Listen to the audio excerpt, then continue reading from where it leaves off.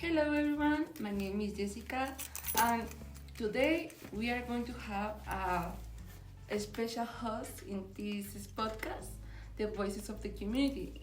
In this case, the host is Julio Hernandez. So, welcome. Thank you, Jessica. I'm Julio Hernandez. I am the community manager of Kyrgy and a technology specialist brand. And I am very glad to be here with you in this incredible podcast. Okay, so we have Raúl Moreno, and he are going to explain about some question of you and your work. Okay. I hope you can give some information. So give me a moment. Okay.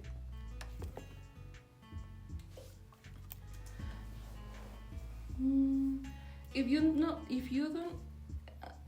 you don't know what is a community manager, is basically the people who connects with people and create conversations and for a brand. It creates some online communities. So we are going to start. Yeah, let's start with the basics. Julio. Many people think being a community manager just means posting pictures or replying to messages on social media, but we know that there's much more to do it. I want to ask you something. What would you say is the biggest challenge of your job? It's a very hard question, but I think it is the balance. You need to have a balance between the content, the brand message that you want to share, and with this we have another time this word balance at the time to publish videos, to publish some images, to plain the text that you wanna put in every Instagram post, Facebook post. Even if the preferred balance between have a really bigger sentence in a video, or can be the difference to have the correct message, in the video. So definitely is balance the word. Right. And then I imagine that the schedule never stop either, right? Yeah, it never stopped actually. I remember my first year in this job. I recent obtained the degree in the university, and I started with a small company. But even it is a small company, the content was very very speed. So right, but I have a question. You say that you say that you work in a small company, but today you work in Kirgi, right? Yeah. Yeah, but I want to tell you what is Kirgi, what do they do, and anything else. Well, it is a technology specialized company. All right. They hit all their efforts to make the work environment a better place to work. Right. But in the language to improve the energy management in your zone.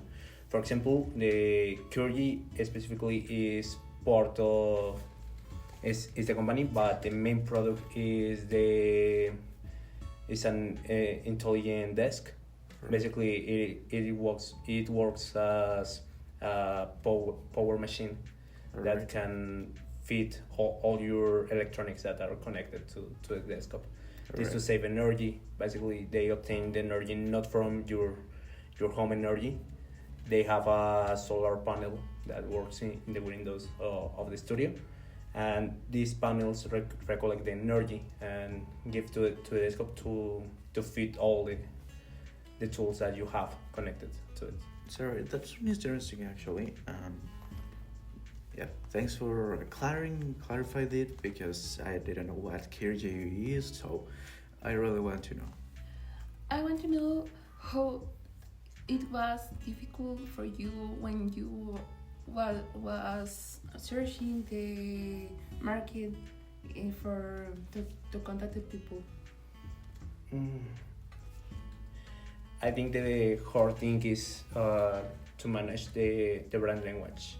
Every brand in the world has their own language, their own meaning, their or feelings, you know. N- it's not the same work to for Oxxo, a Mexican brand, to work to Walmart, for example. So I think biggest the hard thing to start to work in the marketing area is to identify which is the correct language to reach every public, depending of the company. Company. I think that it create a relation with the importance of the original content because you are thinking about what you are going to publish in your content on your social media. So I want to know what do you think about the in today social media we live in a time where everyone is copying trends and reposting the same videos. What do you think to create original content still matters? It's hard to answer that because the trending was the money in the room of the marketing. I mean, I think another biggest concept in the marketing is adapt yourself, adapt your company. So I think the best way to create original content is based in the things that the people lives referring this company. For example, in Mexico, stores is trending to have dates in Walmart. To have another example, I worked with Walmart some months ago in Mexico. And the marketing of this was to share this idea of that you can have a date with your couple in Walmart, only seeking I don't know Halloween decorations, Christmas decorations, all this. I think you can take some of the trends that you are see that the things what the people must comment in your publishing or referring to the company, to take it and generate content based on it. So we could say that it's not only about the aesthetic, it's also about the emotions, right? Yeah, the emotions are a very hard part in the marketing. And how do you adapt this in Kirby? In Kyrgyz, well, I think Kyrgyz, when I start to work with this company, the first thing that I notice is the environmental feeling that they have, but at the same time the energy that they transmit. So I start first designing the brand language with the digital designer of the company. He designed the logotype. It is a curly in a blackboard but with colors. So he called it cyberpunk. Right. Yeah, like yeah. Nice. It is a video game. Yeah, very nice game. Yeah. He take the colors to implement it to the logotype to represent the future. So at the moment that I start to work, I decide that what's the focus. I want to show how this futuristic desktop can help every person, but focusing always in knowing how working this desktop can look futurist, but always being the same, you know. Mm-hmm. Always I try to appeal to the nostalgia too in the publications. For example, I put two kids playing in the computer in the desktop with the lights off of the neighborhood, basically because I think that was one of the biggest emotions that a lot of people in Mexico, cause this publication was for Mexico, cause Kyrgyz is starting in that market recently. So, right. Then I want to take advantage because you mentioned cyberpunk, and it is an interesting topic for this because cyberpunk it's many times talking about some apocalyptic environments or something like that, Then I like to move to something that community managers fears, social media crisis. Have you ever faced one, and how did you handle it? The social media crisis. Well, I learned to adapt myself to the trends, basically. When the trends, well, when TikTok arrives to USA, to Latin America, it was a very big punch, because maybe the sponsors that you made some years ago doesn't work in this platform, and this platform have a lot of people every day now. A lot of cell phones have TikTok installed on it, you know. Yeah. So I erased basically all the ideas that I have of how to make an spot, an ad to YouTube, to TV, to Facebook, to adapt more this concept to the things that I was seeing in TikTok in that moment. All right. Okay. That's interesting. Not following trends. It's something that sounds unlogically, but it seems like it worked to you, right? Yeah, basically the innovation comes from take something that is working right now or worked in the past, and giving another flip, you know. All right. Another turn. So I think that was the problem, the hard part of to adapt myself, to adapt my teamwork, you know, to following the trends. Mm-hmm. Okay. So that's a really smart. So the idea is not to hide, but the faces with to treat people with empathy. I think that you treat people every day, and this is not easy for the work. And I would like to know. I would like to know what is your best strategy, and what do you recommend for brands in community managers? First, see what the competence is doing in that moment, but not all the scope, only the things that you want to have in your company, in your campaign.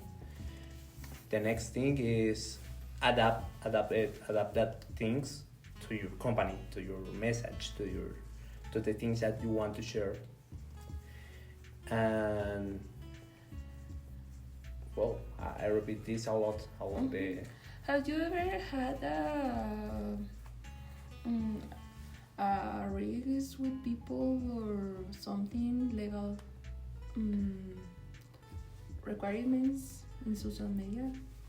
Not yet. In the social media exist a lot of things that allow you to use the content of another people.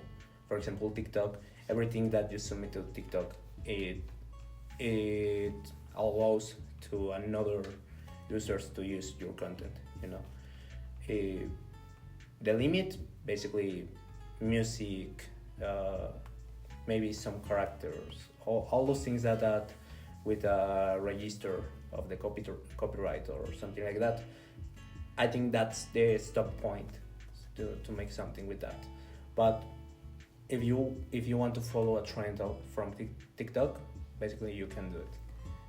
And have you ever had bad comments in Yeah. yes, in your content? Yeah, a lot. I mean, at the end of the day, a lot of the ads are published in TikTok, in YouTube, in Facebook. You know, the people doesn't want to see a lot of ads in the social media.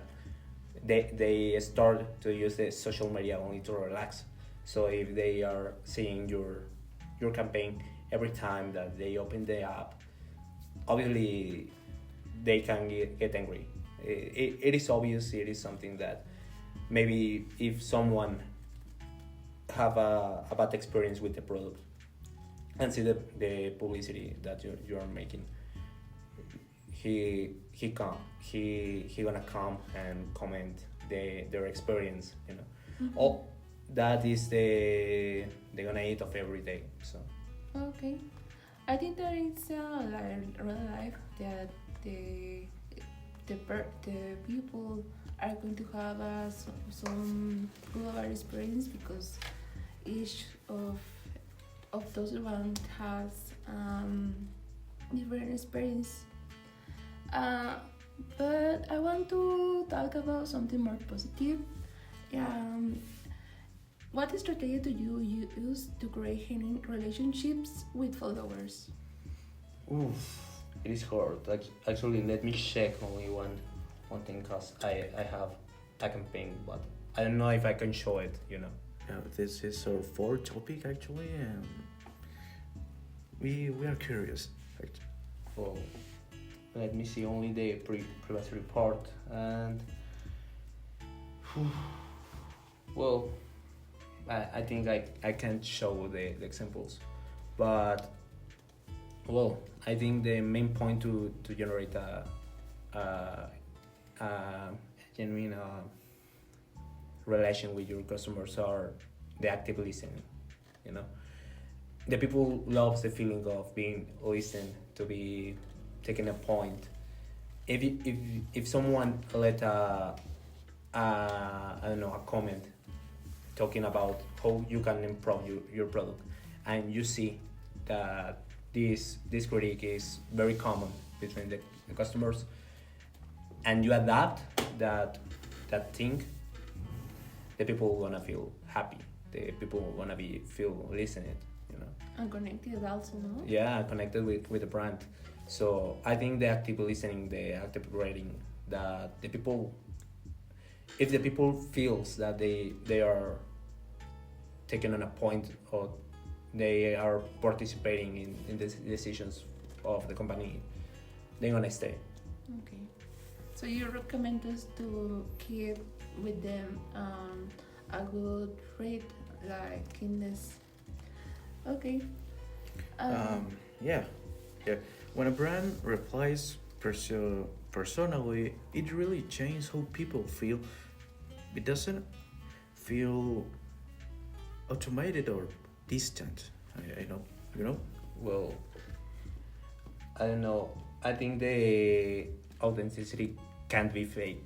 You know, Yeah. if you have the correct message and you are following this message with your life, with your content, with the things that you are sharing. I mean, if you so feel connected with the company, you're gonna be authentic, and the people are gonna be feel it. Right. Mhm. Then, Julio, sometimes companies underestimate the work of a community manager. Like it's just about posting pretty pictures.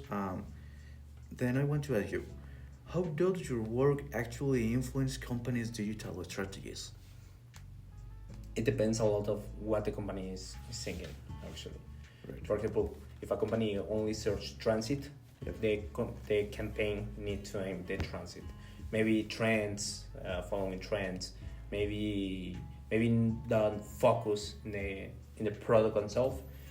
Uh, but the campaign need to focus more in the content that you can generate about the product.